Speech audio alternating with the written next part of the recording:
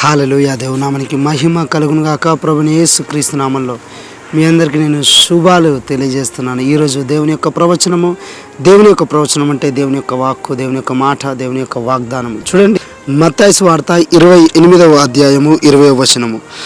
నేను మీకు ఏ సంగతులను ఆజ్ఞాపించుతునో వాటన్నిటినీ గైకొనవలెనని వారికి బోధించుడి. ఇదిగో నేను యుగ సమాప్తి వరకు సదాకాలము మీతో కూడా ఉన్నానని వారితో చెప్పాను. హల్లెలూయా.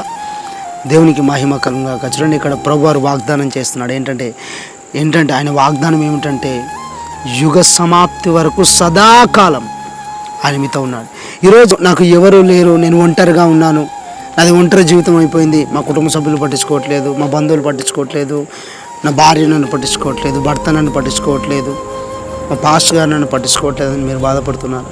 అయితే దేవుడు సెలవిస్తున్నాడు ఏంటంటే సదాకాలం వరకు నేను పట్టించుకునే ఒక వ్యక్తి ఉన్నాడు.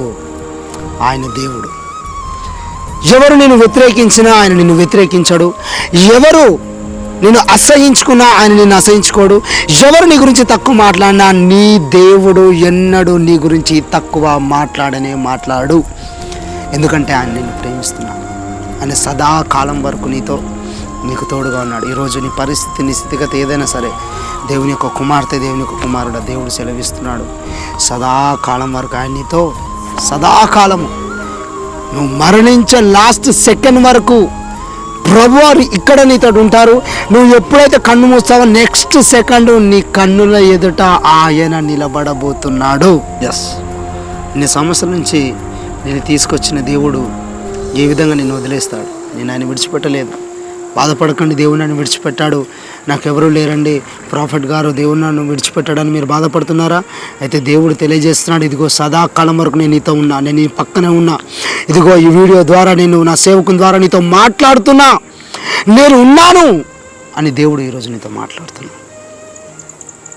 ఎవరు లేరని బాధపడకండి, దేవుడు మీతో ఉన్నాడు. ఆయన సదాకాలం వరకు మిమ్మల్ని పోషించేవాడు ఆయనే, మిమ్మల్ని నడిపించేవాడు ఆయనే, మీకు ఉద్యోగం ఇచ్చేవాడు ఆయనే, మీ వ్యాపారాలను దీవించేవాడు ఆయనే, నీకు అభిషేకం ఇచ్చేవాడు ఆయనే, నిన్ను పరిచర్యలో ఉన్నతంగా వాడుకునేది కూడా ఆయనే.